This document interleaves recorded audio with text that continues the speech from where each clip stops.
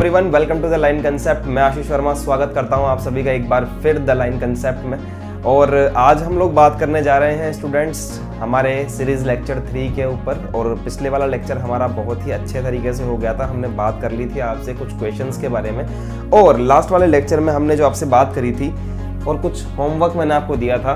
13.1 के कुछ questions attempt करने के लिए आपको बोले थे मैंने, और स्पेशली एग्जाम्पल नंबर 7 मैंने आपको करने के लिए दिया था। आज के लेक्चर में हम लोग क्या करने वाले हैं, आई होप कि आपने एग्जाम्पल नंबर 7 को अटेम्प्ट किया होगा और कुछ बच्चों से हो भी गया होगा, और अगर सबसे हो गया तो बहुत अच्छी बात है। एंड 13.1 के जो क्वेश्चंस थे अगर आपसे अटेम्प्ट हुए हैं बहुत अच्छी बात है, नहीं हुए हैं आज हम लोग उनमें से भी क्वेश्चंस लेने वाले हैं एवरीवन। तो आज हम लोग क्या पढ़ने वाले हैं, आज हम लोग फर्स्ट ऑफ ऑल तो एग्जाम्पल नंबर 7 को डिस्कस करेंगे कि एग्जाम्पल नंबर 7, क्योंकि ये बहुत ही अच्छा एग्जाम्पल है, कंसेप्ट इसमें बहुत अच्छा है, तो एग्जाम्पल नंबर 7 हम लोग डिस्कस करेंगे। नेक्स्ट हम बात करते हैं आपसे कि आज हम लोग प्रॉपर्टीज डिस्कस करने वाले हैं एवरीवन, ठीक है। प्रॉपर्टीज ऑफ कंडीशनल प्रोबेबिलिटी, ज़्यादा कंडीशनल प्रोबेबिलिटी, ओके। तो इसकी 2 to 3 प्रॉपर्टीज हैं जो आज हम लोग डिस्कस करने वाले हैं एवरीवन। तो चलिए फिर बिना कोई टाइम वेस्ट के स्टार्ट करते हैं।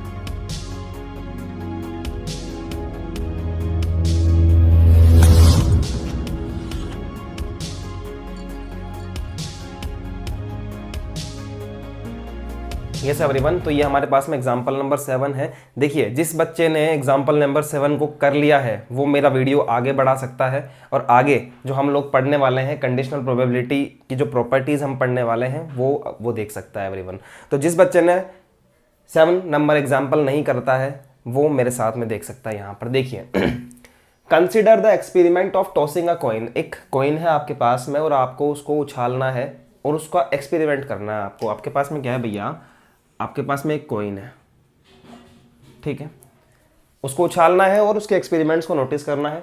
If the coin shows head, भैया कॉइन उछलेगा तो दो ही तो रिजल्ट दे सकता है ना आपको, या तो वो हेड देगा और या फिर वो टेल देगा, दो ही रिजल्ट दे सकता है। तो if the coin shows head, अगर वो हेड शो करता है, टॉस इट अगेन, तो इसको वापस से उछाला जाता है कि अगर उसमें हेड आ जाता है तो इसको एक बार फिर से उछाला जाता है, तो फिर से उछालने पर हेड या टेल वापस आएगा, सीधी सी बात है।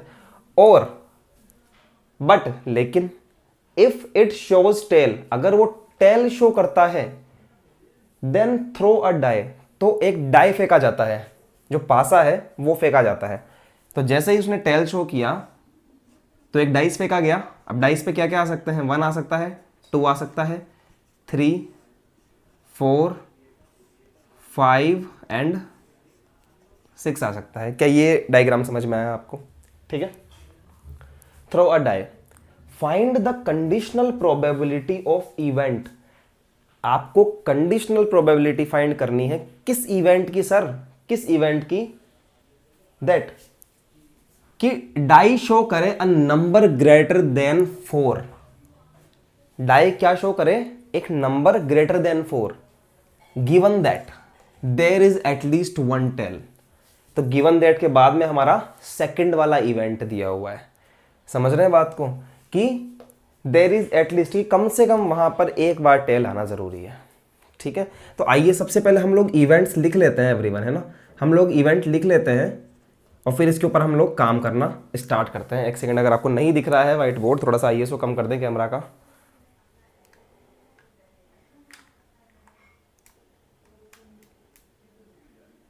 विजिबल है, हाँ जी, ठीक।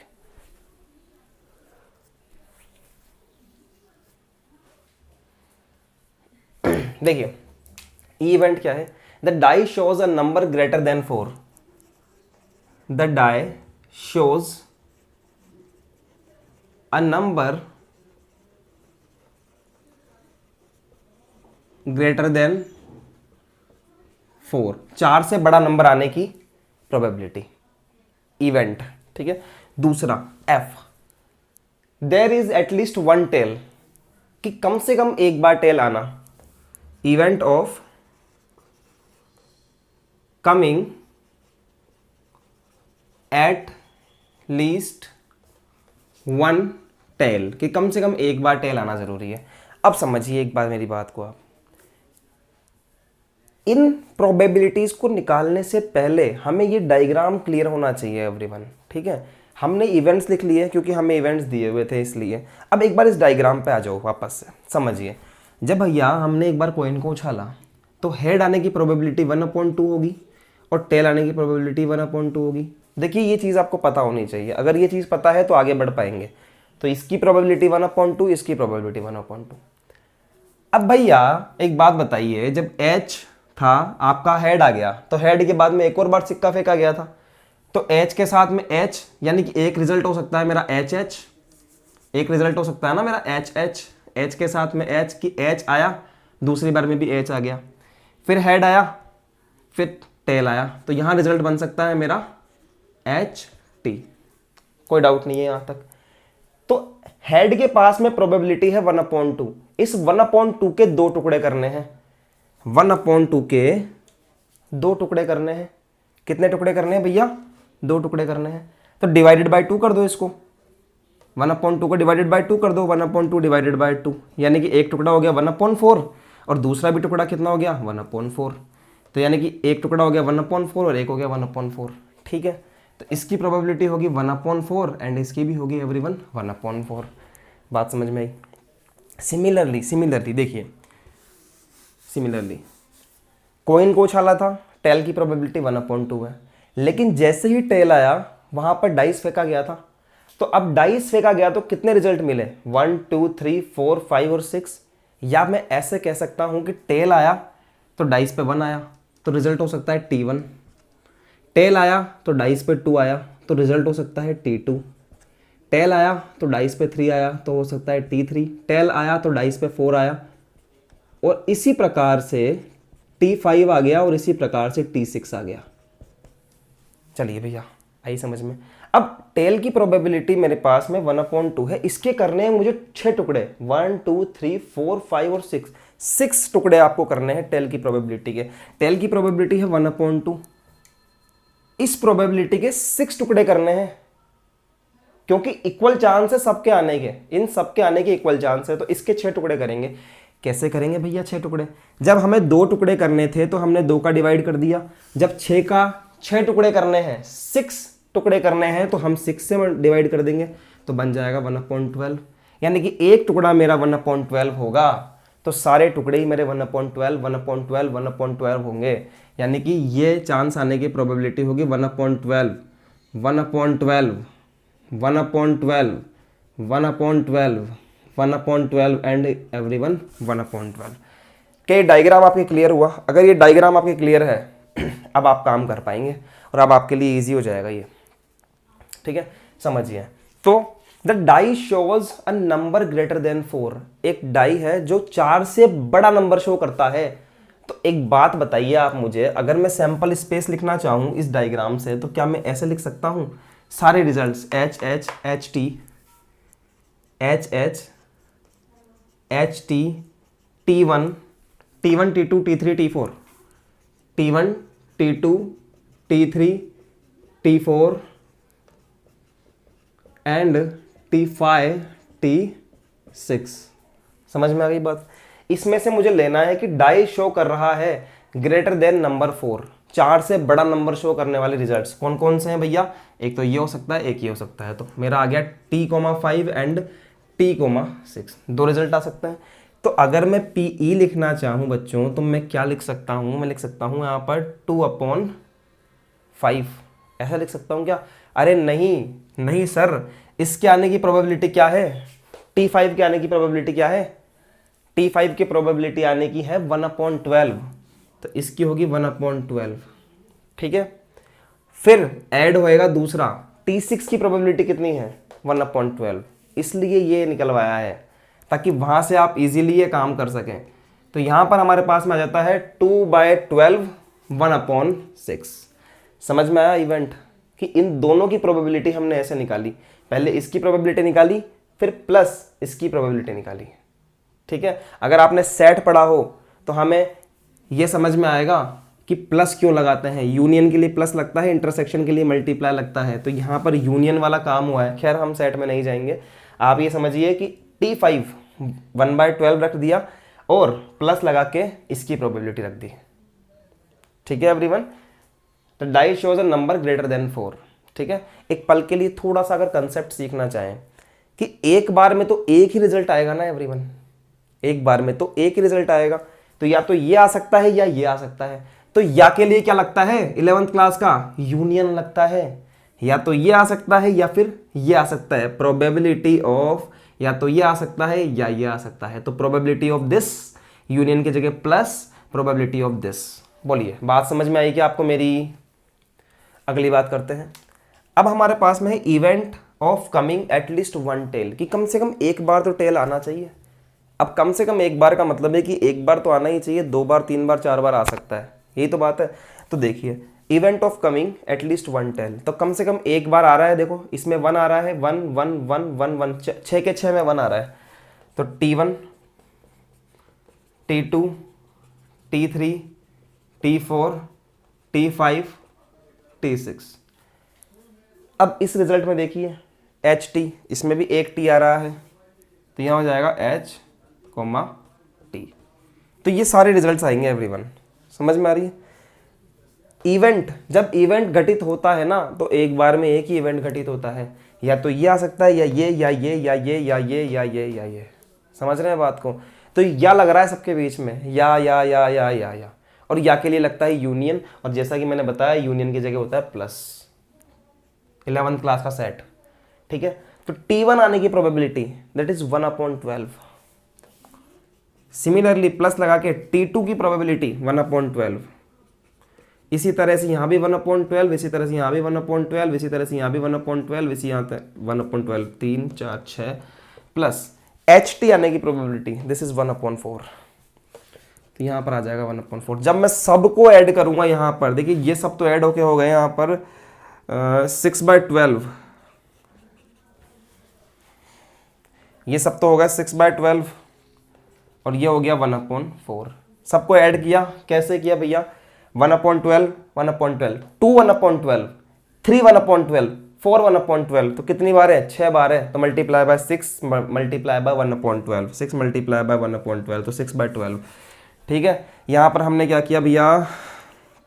6 1 जा 6, 6 2 जा 12, 1/2 प्लस 1/4 का जैसे ही हम लोग एलसीएम लेते हैं यहाँ पर 4, 2 का देंगे 4 में 2 टाइम्स, 2 1 जा 2 प्लस 4 का 4 में 1 टाइम्स, 1 एकम 1, 3/4। ठीक है, तो ये निकल कर आती है इसकी प्रोबेबिलिटी, PF निकल कर आती है ये, PF। समझ गए? अब निकालना चाहता हूँ PE इंटरसेक्शन F, कि E भी हो एंड F भी हो, P भी हो एंड F भी हो। तो आइए देखते हैं कि डाई शो करे ग्रेटर देन 4 भी और इवेंट ऑफ कमिंग एटलीस्ट 1, तो कम से कम एक बार टेल भी आना चाहिए, कम से कम एक बार। तो दोनों में कॉमन देख लो आप। अब कॉमन कौन कौन से दोनों में? T,5 और T,6, यहाँ भी T,5 T,6। तो यहाँ पर E इंटरसेक्शन F की बात करूँ तो कौन कौन से इवेंट हो सकते हैं? यहाँ पर T,5 हो सकता है एक तो, और यहाँ पर T,6 हो सकता है। समझ में है आपकी बात? तो P of E intersection F की अगर मैं आपसे बात करूं तो आएगा T,5 की क्या वैल्यू है भैया? क्या प्रोबेबिलिटी होगी? 1/12 होगी, प्लस T6 की वैल्यू कितनी होगी? 1/12 होगी। तो ये आ जाएगी भैया 2/12 इज इक्वल टू 1/6। ठीक है, हमसे क्या पूछ रहा है? यहाँ देखिए हमसे क्या पूछ रहा है, यहाँ देखिए साइड में हमसे पूछ रहा है PE/F, हमसे PE/F पूछ रहा है। कैसे पता लगा कि PE/F ही पूछ रहा है सर? अरे पढ़िए क्वेश्चन तो पढ़िए सर, कि find the probability of the event that the die shows a number greater than 4, कि डाई क्या शो कर रहा है? ग्रेटर देन 4 शो कर रहा है, given that there is at least one tail, यानी कि पहला इवेंट तो ये है, सेकेंड इवेंट ये है। ठीक है, तो E/F हमसे पूछ रहा है। क्या होता है इसका फॉर्मूला? ये होता है PE intersection F upon PF, PE/F that is equal to E intersection F. What is the value of E intersection F? 1/6, this is 1/6। और PF का वैल्यू क्या होगा भैया? PF कहाँ पर है? PF ये रहा 3/4। सॉल्व करेंगे 1/6 मल्टीप्लाई बाय 4/3। ठीक है, 2 2 जा 4, 2 3 जा 6, 2/9। क्या यही हमारा आंसर है? एक सेकंड हम चेक कर लेते हैं। Yes, this is our required answer. तो ये हमारा आंसर है एवरीवन, ठीक है। चलिए नोट कर लीजिए इसको। अच्छा क्वेश्चन था, बढ़िया क्वेश्चन था सर। इसको करने का तरीका थोड़ा सा डिफरेंट था। क्यों था? क्योंकि यहाँ पर हमारे पास में सेट बन गए। दूसरी बार भी फेंक दिया सिक्के को। भैया एक बार तो फेंका जो फेंका और रिजल्ट आया ना उनके मीडियम से, दूसरी बार और फेंक दिया। तो एक इवेंट के अंदर ही दूसरा इवेंट अकर हो गया। इस कारण से हमें थोड़ी सी हमारी अप्रोच चेंज करनी पड़ी यहाँ पर। समझ रहे हैं? कर लीजिए, फटाफट से नोट कर लीजिए इसको। हम नेक्स्ट क्वेश्चन पे जाते हैं। सॉरी, नेक्स्ट क्वेश्चन पे नहीं, अब हम हमारा नेक्स्ट टॉपिक लेने जा रहे हैं एवरीवन। फटाफट से इसको नोट कीजिए। तो देखिए एवरीवन, अब हम लोग सीखने जा रहे हैं properties of conditional probability. Actually ये आपको अगर नहीं दिख रहा है तो लिख लीजिए, प्रॉपर्टीज ऑफ कंडीशनल प्रोबेबिलिटी, ठीक है। तो ये हमारा हेडिंग है आज का। और हमारे पास में देखिए P1 और P2 दो हमारे पास प्रॉपर्टी है। अगर हम इन दोनों को ढंग से समझ लेंगे ना तो हमारे इस पर क्वेश्चंस बहुत ही इजी आते हैं और छोटे क्वेश्चंस हमें यहाँ पर देखने को मिलते हैं, चाहे किसी कंपटीशन में हो या फिर आपके बोर्ड एग्जाम्स में हो, ठीक है। दोनों में यहाँ पर हमें देखने को मिलता है। तो देखिए हमारे पास में फर्स्ट जो प्रॉपर्टी है वो क्या कहती है कि let E and F be events. E और F हमारे पास में दो इवेंट है, दो है, चार नहीं, दो है, ठीक है। दो इवेंट्स हैं ऑफ सेम सैंपल स्पेस। एक आपके पास में सैंपल स्पेस है एवरीवन, और सैंपल स्पेस के अंदर से आपके पास में E है और F है। दो इवेंट्स आपके पास में है ऑफ एन एक्सपेरिमेंट, ठीक है। देन आपकी PS अपॉन F, S क्या है? सैंपल स्पेस का इवेंट, मतलब सैंपल स्पेस ही आपने पूरा का पूरा सैंपल स्पेस ले लिया और उसका F के साथ में आप क्या निकाल रहे हैं? कंडीशनल प्रोबेबिलिटी निकाल रहे हैं। तो PS अपॉन F या फिर PF अपॉन F, ऊपर भी सेम इवेंट नीचे भी सेम इवेंट, तो ये प्रोबेबिलिटी इक्वल टू 1 होगी। सर कैसे होगी? हमें थोड़ा सा डिटेल में जानना है, तो समझिए कैसे जानना है डिटेल के अंदर। कि भैया अगर मान लीजिए मैंने PS अपॉन F निकालनी चाहिए, आपको दिख तो रहा है ना यहाँ पे, सही है। PS अपॉन F निकालना चाहा तो क्या लिखूंगा मैं यहाँ पर? PS intersection F, one sec,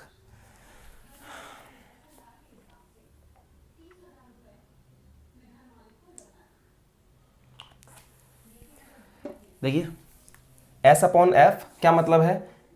according to the formula PS intersection F divided by PF, ये होता है।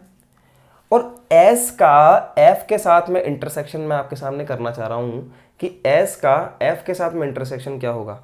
एक बात समझिए, ये मेरा सैंपल स्पेस है। एग्जाम्पल से देखिए, सैंपल स्पेस, सपोज दैट की सैंपल स्पेस है 1 2 3 4, और इसमें से एक इवेंट निकाल लिया मैंने कि 2 और 4 अकर होने का इवेंट है। ये है मेरे पास में F और ये है मेरे पास में S। इन दोनों का इंटरसेक्शन निकालना चाहता हूँ, इन दोनों का कॉमन निकालना चाहता हूँ, तो क्या आएगा? 2/4 ही तो आएगा, और 2,4 क्या है? F है। तो यानी कि इन दोनों के इंटरसेक्शन को क्या मैं F बोल सकता हूँ? PF, और डिवाइडेड बाय तो PF है ही। तो अगर ये आपस में कैंसिल हो जाएंगे तो मेरे पास में 1 आएगा या नहीं आएगा भैया? ठीक है। तो इस प्रॉपर्टी को मैंने आपके सामने यहाँ पर प्रूव कर दिया, ठीक है। समझ में आ रही है आपकी बात? सिमिलरली स्टूडेंट्स, हमारे पास में सेकंड प्रॉपर्टी है, if A and B are any two events. हमारे पास में A और B कोई दो इवेंट्स हैं of a sample space S। Same वही बात है, यहाँ पर A और B इवेंट लिए हैं हमने सैंपल स्पेस F में से, S में से, and F is an event, F कोई दूसरा इवेंट है ऑफ S, है S का ही वो भी, सच दैट, इस प्रकार से है कि PF जो है वो नॉट इक्वल टू 0 है, यानी कि PF कुछ ना कुछ इवेंट है यहाँ पे। तो आपकी जो प्रॉपर्टी है वो क्या है? PA union B upon F equal to PA upon F plus PB upon F minus PA intersection F B upon F। आपने 11th क्लास में फॉर्मूला पढ़ा होगा, याद हो तो देखिए ये वाला formula, PA intersection B is equal to PA plus PB minus PA union B, पढ़ा था ना ये? या फिर अगर ये इधर आ जाए तो ये उधर चले जाए, यूनियन का इंटरसेक्शन का फर्क होता था, बस पढ़ा होगा ना आपने। तो बस सेम वही बात है यहाँ पर कि ये वाला आपने पढ़ा था वहाँ पर, बस नीचे की तरफ आपने कोई तीसरा इवेंट ले लिया F, यहाँ भी F लिख दिया, यहाँ भी F लिख दिया, यहाँ भी F लिख दिया। समझ में आया आपको बात? तो इस तरह से ये चीज़ बन गई। ये चीज़ आपको फॉर्मूला याद करना है, ये एक प्रॉपर्टी है इसकी। अब समझिए मेरी बात को कि अगर मैं आपसे बोलूँ A and B are disjoint events, इसी के अंदर मतलब एक हमारे पास में केस निकल कर आता है और वो केस क्या है उसके बारे में मैं आपके सामने डिस्कस करना चाहता हूँ। 1 मिनट, इसको हम लोग यहाँ से रब कर दें। वो केस क्या है, वो केस के बारे में हम लोग बात करना चाहते हैं कि A and B are disjoint events.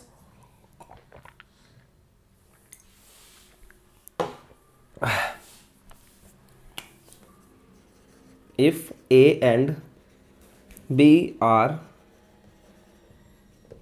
Disjoint events. देखिए डिसजॉइंट इवेंट्स क्या होता है।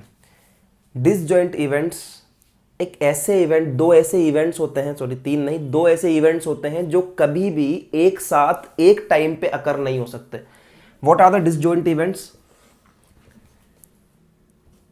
2 events which are not occur together, जो साथ में कभी भी अकर नहीं हो सकते। जैसे कि हेड और टेल कभी भी एक साथ नहीं आ सकते।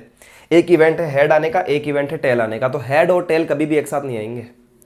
ठीक है, तो इस प्रकार के जो 2 इवेंट होंगे वो हमारे क्या होंगे भैया, वो हमारे होंगे डिसजॉइंट इवेंट। तो वहां पर क्या होगा एवरीवन कि अगर मान लो ए और बी मेरे डिसजॉइंट इवेंट है, ना ये इसके साथ अकर हो सकता है ना ये इसके साथ अकर हो सकता है, तो दोनों के बीच में क्या कभी कुछ कॉमन आ सकता है? नहीं भैया, दोनों के बीच में कभी कुछ कॉमन नहीं आ सकता। हेड और टेल के बीच में क्या कभी कुछ कॉमन हो सकता है? नहीं हो सकता। 2 इवेंट्स के बीच में जब कुछ कॉमन आता ही नहीं है, दैट मीन्स वहां पर P A intersection B equal to 0 हो जाता है।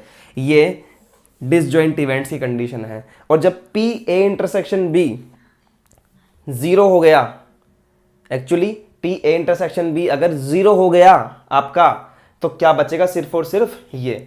तो if A and B are disjoint events then ये तो ब्रैकेट में लिख लेना, डेफिनेशन है ये तो। देन अगर ये दोनों डिसजॉइंट इवेंट्स है तो आप क्या लिखेंगे? P of A union B divided by F is equal to P P P P A by F plus P B by F. तो ये इतना सा ही फॉर्मूला बनेगा बस। समझ में आया आपको मेरी बात? तो ये दोनों प्रॉपर्टीज यहाँ पर हमारी खत्म होती है एवरीवन। चलिए अब हम बात करते हैं क्वेश्चंस के ऊपर कि इस पे क्वेश्चन कैसे आते हैं। मतलब बड़े सिंपल क्वेश्चन आते हैं, पिछले साल 11th क्लास में सेट में ही पढ़े होंगे। तो चलिए क्वेश्चन देखते हैं एवरीवन। Example number 1 NCERT. देखिए बड़ा ही सिंपल सा क्वेश्चन है। क्या करना है इसके अंदर? P A is equal to 7/13, P B is equal to 9/13, P A intersection B is equal to 4/13 और हमें बोल रहा है कि पी ए अपॉन बी को इवेल्युएट कीजिए। तो कुछ भी नहीं करना है भैया, इतना सिखाता हुआ आया हूँ अब तक। पी ए अपॉन बी अगर मुझे कहीं पर फाइंड करना है तो मैं क्या फॉर्मूला लगाऊंगा? P A intersection B divided by P B. ठीक है भैया, यहाँ पर लगा दिया P A upon P B is equal to P A intersection B की जगह पर क्या आएगा? 4/13, पी बी की जगह पर आएगा यहाँ पर 9/13। 13 से 13 क्लियर हो गया, यहाँ पर 4/9 आंसर आ गया। बोलिए बात समझ में आती है? ठीक है, बिल्कुल सिंपल सा क्वेश्चन है। आइए क्वेश्चंस लेते हैं हम लोग एक्सरसाइज 13.1 में से। एक्सरसाइज 13.1 में से हम लोग क्वेश्चंस लेने जा रहे हैं। कुछ क्वेश्चंस अच्छे आपको बताएंगे हम लोग कि कौन कौन से क्वेश्चंस हैं।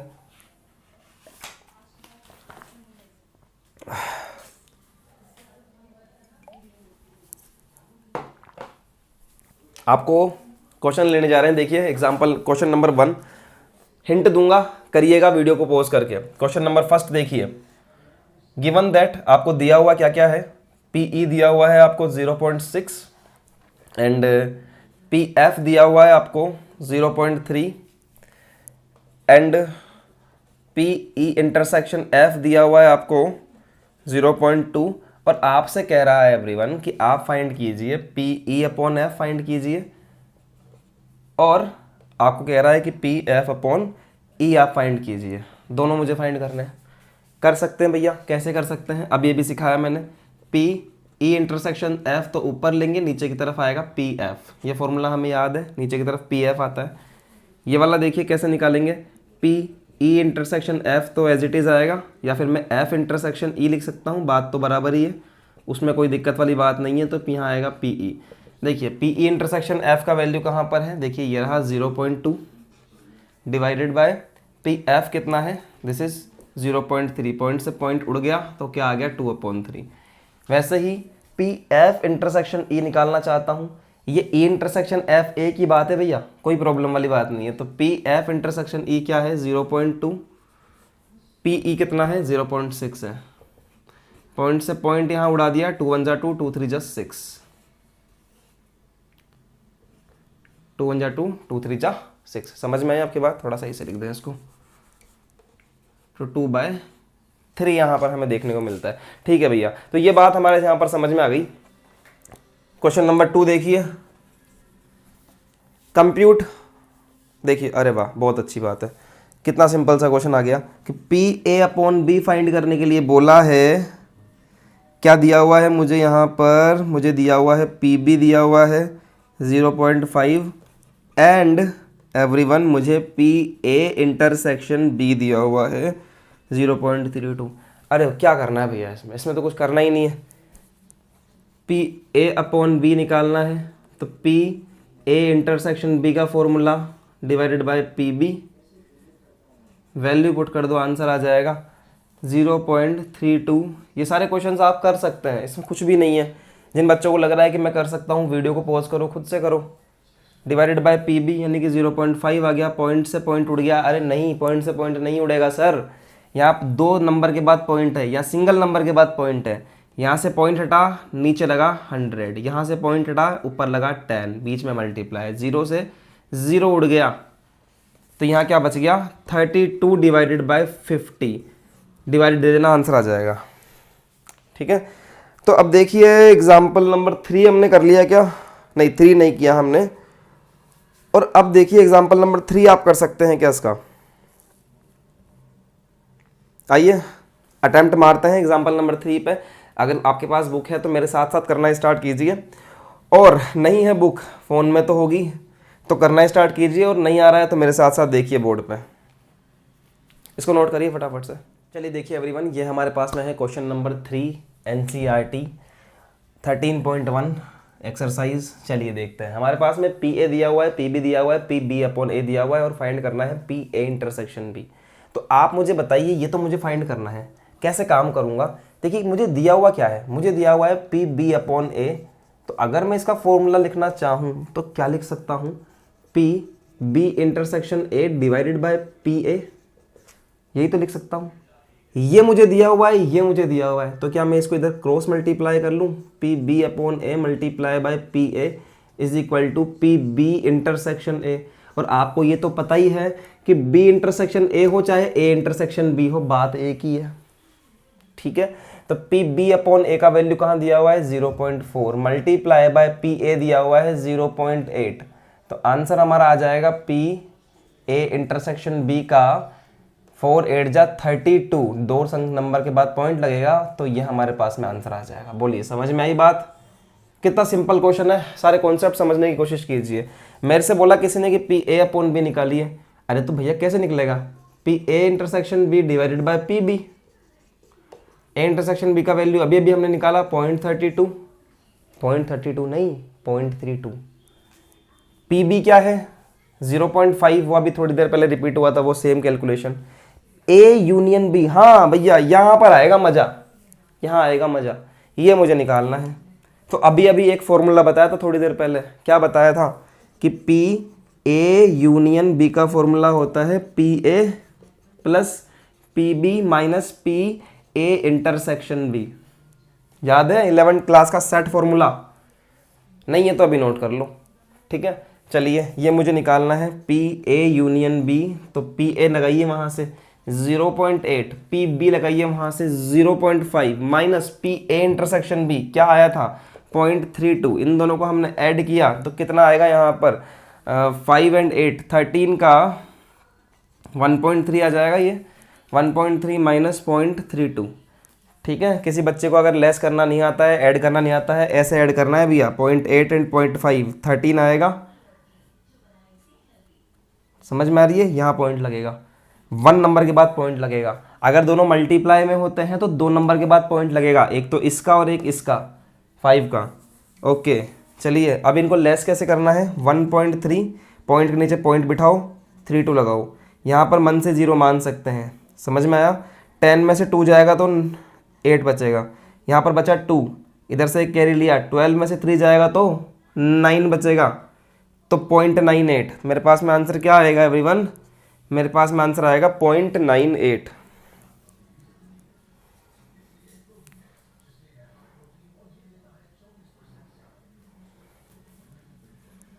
0.98 0.98।